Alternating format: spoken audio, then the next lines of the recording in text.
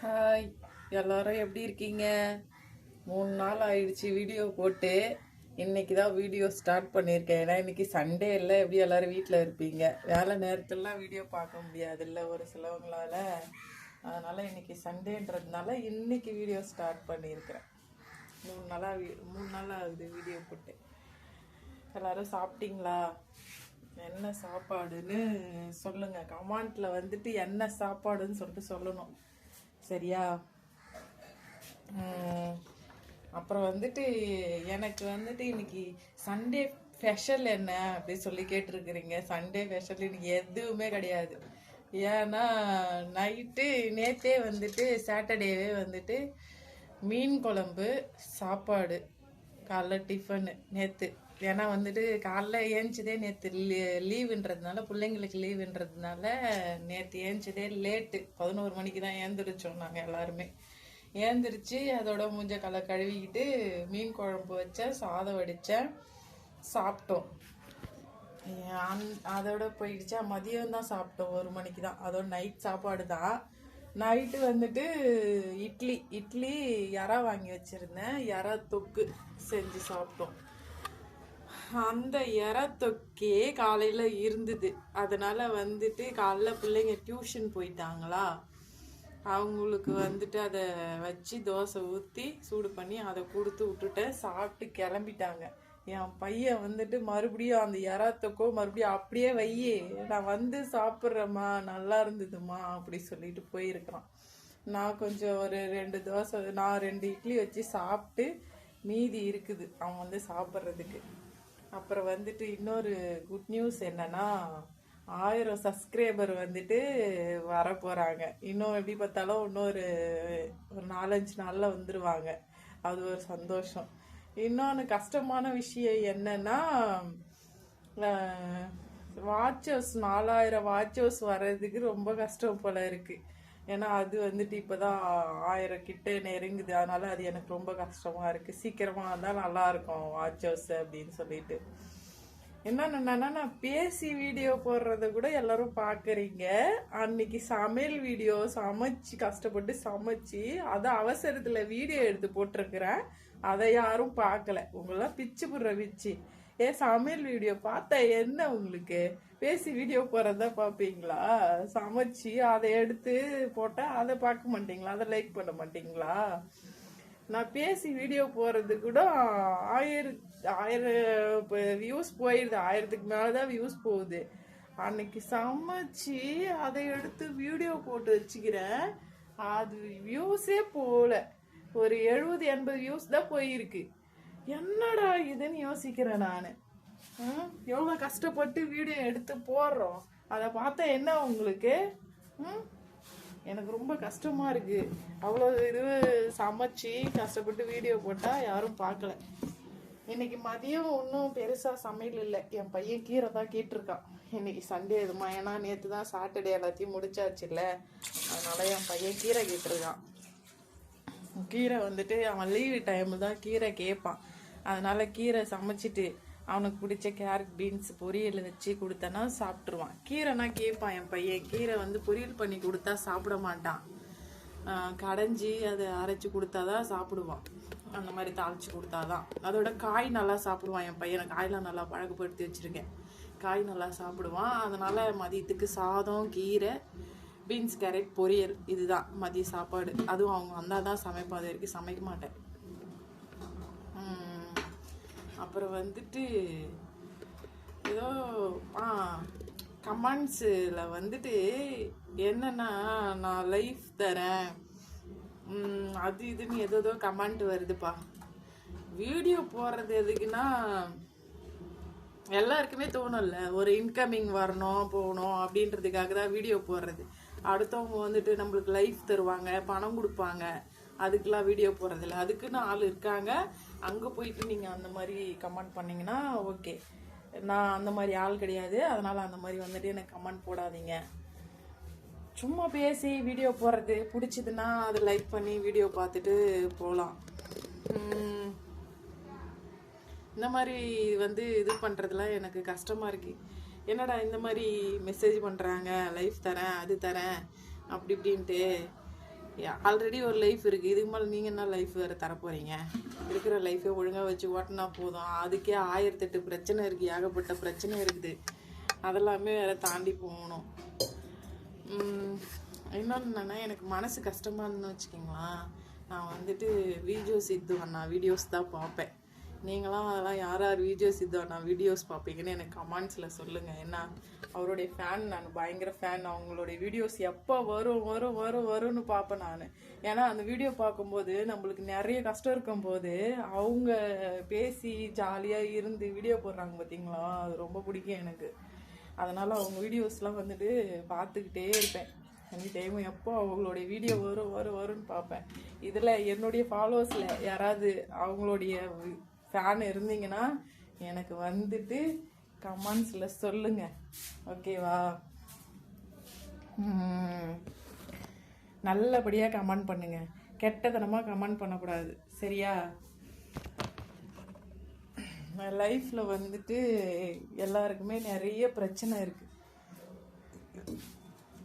அதெல்லாம் போயிட்டு பாருங்கள். அந்த ஃப்ரீயாக இருக்கிற டைமில் மட்டும் வந்துட்டு வீடியோஸ் பாருங்கள். நான் வந்துட்டு பிஸியாக இருக்கு பார்த்தெல்லாம் வந்து வீடியோ பாருங்கள், நான் அதை பண்ணுறேன் இதை பண்ணுறேன் பாருங்கள்லாம் சொல்ல மாட்டேன். ஃப்ரீயாக இருந்தால் வீடியோ பாருங்கள், மற்ற டைமில் வேலைன்னா வேலையை பாருங்கள்.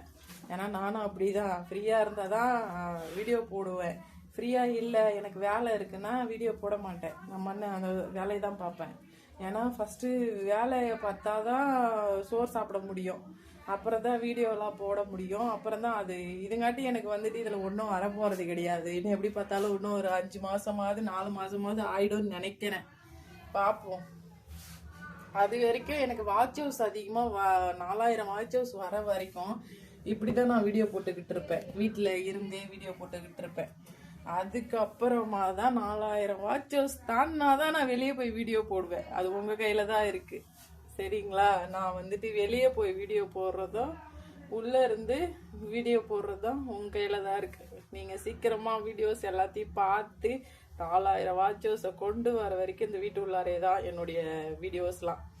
நீங்கள் 4000 வாட்ச் ஹவுஸுக்கு மேலே நான் போயிட்டேன்னா அப்போ போய் வெளியே போய் வீடியோ போடுவேன். சீக்கிரமாக 4000 வாட்ச் ஹவுஸ் வர்றதுக்கு என்ன பண்ணணும்னு யாராவது தெரிஞ்சதுன்னா எனக்கு வந்துட்டு கமெண்ட்ஸில் சொல்லுங்கள், சரியா?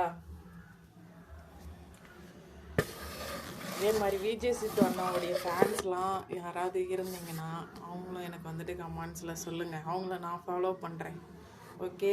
எனக்கு விஜய் சித்து அண்ணா, அஸ்வத் கார்னு இவங்களாம் வந்துட்டு எனக்கு ரொம்ப பிடிக்கும். அவங்களுடைய வீடியோ இல்லைன்னா இல்லை அப்படின்ற மாதிரி தான். ஏன்னா வந்துட்டு அவங்க எவ்வளோ 1000 கஷ்டம் இருக்கும், அவங்களுக்கும் நிறைய கஷ்டம் இருக்கும். ஆனால் அவங்களுடைய கஷ்டத்தை எல்லாம் வெளியே காமிச்சிக்காம அவங்க வீடியோ போடுறாங்க பார்த்தீங்களா, அது எவ்வளோ பெரிய விஷயம் தெரியுமா?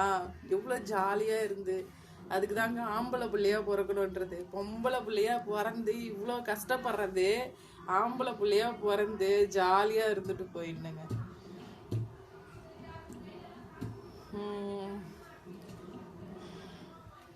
கஷ்டம்லாம் ஒரு பக்கம் இருக்கட்டும், அதெல்லாம் ஓரங்கட்டி வச்சிருங்க. ஒரு பக்கம் சந்தோஷத்தை மட்டும் பாருங்கள். ஏன்னா நம்ம இருக்கிறது வந்து இத்தினோண்டு லைஃப் தான், அதிக லைஃப்லாம் கிடையாது நம்மளுக்கு. நாளைக்கு என்ன நடக்குன்னே வந்து நம்மளுக்கு தெரியவே தெரியாது.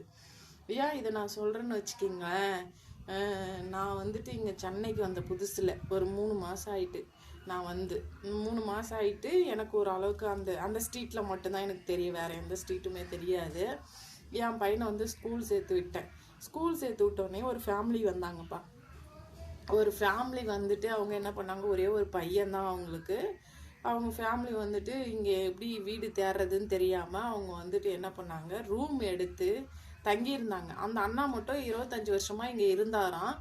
ஃபேமிலியை கூப்பிட்டு வந்தோடனே அந்த அண்ணாவுக்கு என்ன பண்ணுறது தெரில, வீடு தேடிக்கிட்டு இருந்துருக்காரு, வீடு கிடைக்கல. அதுக்கப்புறம் என்ன பண்ணியிருக்காரு, என் பையன் படிக்கிற ஸ்கூல்லே வந்துட்டு பையனுக்கு வேஸ்ட் ஆகுது டைமு அப்படின்னு சொல்லிட்டு அந்த அண்ணா என்ன பண்ணார், ஸ்கூலில் போட்டார். கிட்டத்தட்ட ஒரு 10 நாள் ஃபேமிலியோடு வச்சுட்டு ரூமில் தங்கியிருந்திருக்காரு, ரூம் ரெண்ட்டு கொடுத்துக்கிட்டு. தங்கிட்டு இருக்கும்போது என்ன ஆச்சு, வீடு தேடணும்னு சொல்லிட்டு என் பையன் படிக்கிறான்ல அந்த செக்யூரிட்டி கிட்ட சொல்லி வீடு தேடணும், யாராவது தெரிஞ்சவங்க இருந்தால் சொல்லுங்கன்னு சொன்னாங்க. அந்த செக்யூரிட்டி என்ன பண்ணாரு, மம்மா நீ தான் இருக்கல்ல இந்த ஸ்ட்ரீட்டில், எதனா வீடு இருந்தால் சொல்லுமா காலியா அப்படின்னாங்க. யாருக்குண்ணா அப்படின்னு சொல்லி கேட்கும்போது இவங்களுக்கு தான் அப்படின்னு சொல்லிட்டு சொன்னாங்க. சரி சரி நான் என்ன பண்ணேன், கூப்பிட்டு போய் அவங்களுக்கு வீடுலாம் காமிச்சேன். அப்புறம் அந்த அண்ணாவே ஒரு வீடு எங்கள் வீட்டுக்கு பக்கத்துலேயே ஒரு 4 வீடு தள்ளி அந்த அண்ணாவே பார்த்து விட்டாங்க, செக்யூரிட்டி அண்ணாவே பார்த்துக்கிட்டு அந்த அண்ணா இருந்தாங்கப்பா. கிட்டத்தட்ட 1.5 வருஷம் அந்த வீட்டிலே தான் இருந்தாங்க, வீடு மாற்றலை. நானாவது வீடு மாற்றிக்கிட்டு இடைய வந்துட்டேன். அவங்க என்ன பண்ணாங்க, அந்த வீட்டிலே தான் இருந்தாங்க. அவங்க ஃபேமிலிக்கு நான் வீடு தேடினன்றதுனால அவங்க என்னை நல்லா பார்த்துக்கிட்டாங்க, நல்லா பேசுவாங்க. அவங்க ஒய்ஃபு குழந்தையும் நான் பார்த்துக்குவேன், என் பிள்ளைங்கள அவங்க பார்த்துக்குவாங்க. இப்படியே போயிட்டு இருந்தது. ஒரு வருஷம் அவங்க பையன் அங்கே படித்தான், என் பையன் படிக்கிற ஸ்கூலில். மறாவது வருஷம் இந்த வருஷம் என்ன பண்ணாங்க, மாற்றி அவனை வேறு ஸ்கூல் போட்டாங்க, ப்ரைவேட்டில் போட்டாங்க. ப்ரைவேட்டில் போட்ட உடனே கொஞ்ச நாள் நான் என்ன பண்ணுவேன், அவங்க வீட்டை தாண்டி தான் வேலைக்கு போகணும், அவங்க வீட்டை தாண்டி தான் நான் வீட்டுக்கு வரணும். அப்படி இருக்கும்போது நான் தினமும் அவங்க வீட்டுக்கு போவேன். அவங்க ஒய்ஃப் என்ன பண்ணுவாங்க, அந்த அக்கா என்கிட்ட நல்லா அட்டாச்சிங்க, அதனால் எனக்கு தினமும் தோசை ஊற்றி கொடுக்கறது. நான் அவங்க கூட தான், ஏன்னா அவங்க வேலைக்கு எங்கேயும் போக மாட்டாங்க. நான் வேலையை முடிச்சுட்டு வீட்டுக்கு வரும்போது அவங்க கூட ஒரு 1 hour டைம் ஒதுக்கி விட்டு கொஞ்ச நேரம் உட்காந்து அவங்கக்கிட்ட பேசிட்டு அதுக்கப்புறம் வருவேன். நான் பிள்ளைய ஸ்கூலுக்கு போய் கூப்பிட்டு வரதுக்கு போகும்போது அவங்களும் வருவாங்க, அங்கே கொஞ்ச நேரம் பேசுவோம். இப்படியே ஃபிட்டிங்கில் இருந்தது. அதுக்கப்புறம் என்ன ஆயிடுச்சு, திடீர்னு கொஞ்ச நாள் அந்த அக்காவுக்கும் எனக்கும் கொஞ்சம் மனசு கஷ்டமாக இருந்தது. ஏன்னா நான் அவங்க வீட்டுக்கு ஒரு 4 நாள் போனாலும் அவங்க என்ன பண்ணுவாங்க, கோச்சிக்குவாங்க. ஏன்னா அவங்களுக்கு டைம் பாஸுக்கு ஆள் இல்லை, நானும் வேலைக்கு போகணும், பிள்ளைங்களை பார்க்கணும், தினமும் எதுக்குடா ஒருத்தவங்க வீட்டுக்கு போகிறது, அது சரி இருக்காது அப்படின்னு சொல்லிட்டு நானே ஸ்டாப் பண்ணிக்கினேன். ஸ்டாப் பண்ணிட்டு ஒரு 4 நாள் போலனோடனே அந்த அக்கா கோவம் வந்துருச்சு. ஏன் அம்மு வரல, எதுக்கு வர மாட்டேங்குது, திரும்பி கூட பார்க்க மாட்டேங்குது இந்த சைடுன்னு சொல்லிட்டு இப்படியே சொல்லி அவங்களுக்கு எனக்கு கொஞ்சம் மனசு கஷ்டமாயிடுச்சு. போலன்னோடனே அவங்களும் நானும் பேச்சுவார்த்தையை நிறுத்திட்டேன். எதிரில் வரும்போது அவங்க பேசாமையே போயிட்டாங்க. ஒருத்தவங்க வந்துட்டு வீட்டுக்கு போனால் தான் வந்து பேசணும்னு அவசியம் இல்லைங்க, அவங்களுக்கும் வேலை இருக்கும், இது இருக்கும். உங்கள் கூட நீங்கள் சும்மா இருக்கீங்கன்றதுக்காக வந்துட்டு உட்காந்துருந்தா வேலை நடக்காது எனக்கு. அதனால் எனக்கு வேலை கெட்டு போகுது. வீட்டில் வந்து என்னால் வந்துட்டு வேலை செய்ய முடியல, வந்து கொஞ்சம் நேரம் படுத்துட்டு மறுபடியும் வேலை கிளம்பி மறுபடியும் எனக்கு போகிறதா இருக்குது. அதனால் சரின்னு சொல்லிட்டு விட்டுட்டேங்க. அப்புறம் என்ன ஆச்சு, இந்த மாதிரி மனசு கஷ்டமாகி கொஞ்ச நாள் பேசாமல் இருந்தேன் பார்த்தீங்களா. அந்த அண்ணாவும் கொஞ்ச நாள் பேசலை, இந்த அக்காவும் பேசலை, அப்படியே போயிட்டு இருந்தது. ஸ்கூலுக்குன்னா வருவாங்கன்னா அங்கன்னா பார்த்தனா கூட தெரிஞ்சிருக்கும் எனக்கு அவங்களுக்கு என்ன நடக்குதுன்னு. எதுவுமே தெரியல. அவங்க வேறு ஸ்கூல் மாற்றினால அப்புறம் என்ன பண்ணேன், ஒரு 4-5 நாள் வீடு சாத்திட்டு இருந்ததுங்க, ஒரு வாரம். அவங்க எப்பவுமே ஊருக்கு போனாங்கன்னா வந்துட்டு அவங்க வீடு சாத்தி தான் இருக்கும். நானும் அப்படி தான் நினச்சிட்டு இருந்தேன். ஊருக்கு போனாங்கன்னா அவ்வளோ சீக்கிரம் அவங்க வரவே மாட்டாங்க, 10 நாள் 1 வாரம் அப்படி ஆகும். திடீர்னு ஒரு நாள் என்ன ஆச்சு, கதவு சாத்திட்டு இருந்தது. 5 நாள் ஆள் இல்லை, 5-6 நாள் ஆள் இல்லை. சரி எதையும் ஊருக்கு போயிருக்காங்க அப்படி சொல்லிட்டு நான் கம்முன்னு விட்டுட்டேங்க. நல்லா இருந்தார் அந்த அண்ணா. தினமும் காலையில் சாயங்காலம் மதியம் 3 வேளையும் பார்ப்பேன். அந்த அண்ணா நான் வழியில் நடந்து போகிற இடத்துல நின்று ஃபோன் பேசிகிட்டு இருப்பேன், நான் பார்ப்பேன். அந்த அண்ணா திடீர்னு 5 நாள் பார்க்கல, வீடும் சாத்திட்டுருக்கு, ஊருக்கு போயிருக்காங்கன்னு நான் நினச்சிட்ருக்கேன். ஆனால் எனக்கு தெரியாது அந்த அண்ணாவுக்கு வந்துட்டு உடம்பு சரியில்லை, ரொம்ப சளி, இரும்பல், உடம்பு டயர்ட்னஸ்ஸு அப்படிலாம் இருந்து ஏதோ அவருக்கு காய்ச்சல் மாதிரி வந்து அவர் உடம்பு சரியாக கவனிக்காமையே இருந்து 1 மாதம் இருந்திருக்கு கிட்டத்தட்ட. அந்த சளி, இரும்பல், உடம்பு டயர்ட்னஸ் அது ஏதோ மூளைக்கு போய் பாதிச்சு அவர் திடீர்னு உடம்பு சரியில்லை, ரொம்ப சீரியஸ் ஆகி ஹாஸ்பிட்டல் இட்டுன்னு போயிருக்காங்க. ஹாஸ்பிட்டலில் 4 நாள் தான் வச்சுருந்துருக்காங்க. 4 நாள் டைமும் சொல்லிட்டாங்க அவருக்கு. 4 நாள் டைம் வச்ச உடனே அவங்க என்ன பண்ணாங்க, அங்கேயே டெத் ஆகிட்டு இருக்காரு. உடனே அங்கேருந்து அவங்க அப்படியே ஆம்புலன்ஸில் அவங்க ஊருக்கு கூப்பிட்டு போயிருக்காங்க. அவங்க ஊருக்கு போகிறதுக்கு 1 நாள் ஆகிடுங்க. காலையில் கிளம்புனா நைட்டு ஆகும், நைட்டு கிளம்புனா காலையில் ஆகும். அந்த மாதிரி ஆயிடுச்சுங்க எனக்கு. அதுக்கப்புறம் அவர் இறந்து 2 நாள் கழித்து நான் வேலைக்கு போகிறேன். வெளியே இருக்க செக்யூரிட்டி சொல்கிறாங்க, மாமா ரமேஷ் இறந்துட்டாராம். என்னென்ன சொல்கிறீங்க அப்படின்னு சொல்லிட்டு நான் பயந்து ஒரு நிமிஷம் எனக்கு ஒன்றுமே தோணலைங்க. 1 வாரம் பைத்தியம் மாதிரி, ஐயோ என்னடா நம்ம தினமும் சாப்பிடுவோம், தினமும் பார்ப்போம், இந்த இடத்த நின்று ஃபோன் பேசுவார், அந்த இடத்த நின்று ஃபோன் பேசுவார், ஆள் இல்லையே. அதாவது வந்துட்டு என்ன சொன்னால், நம்மளுக்கு வந்து ஒருத்தவங்க பெருசாக காசு பணம் கொடுத்து உதவி பண்ணுறவங்கள கூட நம்ம நினச்சி பார்க்க மாட்டோங்க. நம்ம கூட ஒரு வேளை சாப்பாடு போடுறாங்க பார்த்தீங்களா, மனசார நான் வேணான்னு சொல்லுவாங்க. நான் வீட்டில் சமைச்சு வச்சிட்டு எனக்கு தெரியாது, நீ சாப்பிட்டு போகணுவாங்க ஹஸ்பண்ட் ஒய்ஃபோட. அந்த அக்காவுக்கு எனக்கும் இதனால தான், போகாதனால தான் மனசு கஷ்டமே கண்டி, மற்றபடி எந்த பிரச்சனையும் கிடையாது. ஒரே ஒரு பையங்க, என் பையன் ஈடு சைஸில், அவங்களுக்கு ஒரு பையன் மனசு ரொம்ப கஷ்டமாயிடுச்சு. எனக்கு அழ தாங்கவே முடியல. தினமும் வீட்டுக்கு போகிற ஆள், நான் சாப்பிட்ற ஆள், என் பையனுக்கு எல்லாம் வாங்கி கொடுப்பாங்க. நாங்கள் கும்பலாக எங்கேயாவது பீச்சுக்கு போவோம், எங்கேயாவது அந்த மாதிரிலாம் போயிட்டு வருவோம். அப்படி இருக்கும்போது அந்த அண்ணன் இல்லாதது எனக்கு ரொம்ப மனசு கஷ்டமாக இருக்குதுங்க.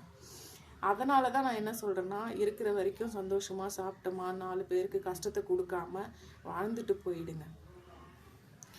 ஏன்னா நம்ம இருக்கிறது வந்துட்டு நாளைக்கு நிலையே கிடையாது. அந்த அண்ணனை நான் கண்ணெதிரில் பார்த்துக்கிட்டே இருந்து திடீர்னு பார்க்காது எனக்கு அவ்வளோ ஒரு கஷ்டமாக இருந்தது. அந்த அக்காவுடைய லைஃப்பை நினச்சி பாருங்கள். அந்த அக்கா வெளியே போகிறதே கிடையாது.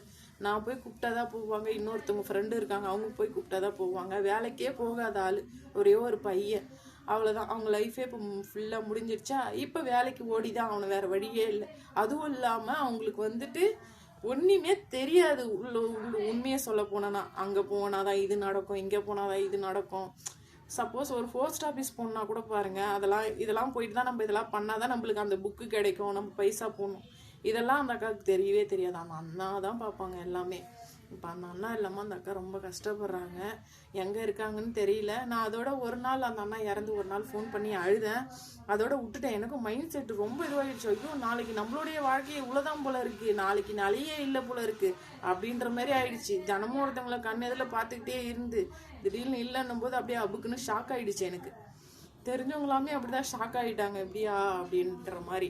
அப்படியே கொஞ்சம் ஒரு வாரம் 10 நாள் அவங்கள பற்றி பேசி பேசி பேசி பேசி அதோட அந்த சைடே நான் வேற வழி போக ஆரம்பிச்சிட்டேன். அந்த சைடு போகிறத விட்டுட்டு அந்த மாதிரி ஆயிடுச்சு. ஏன்னா அந்த சைடு போனால் அவங்க அந்த வீட்டில் இருக்கிறது 2 பேரும் வாசலில் உட்காந்துருப்பாங்க. உட்காந்துக்கிட்டு போகிறத வரதை வெடி பார்த்துட்டு இருப்பாங்க. அந்த ஞாபகமே எனக்கு இருக்குது. அதனால வேற ரூட் போக ஆரம்பிச்சிட்டேன். அதனால இருக்கிற வரைக்கும் நீங்கள் எல்லாரும் சந்தோஷமாக இருந்துட்டு போயிடுங்க.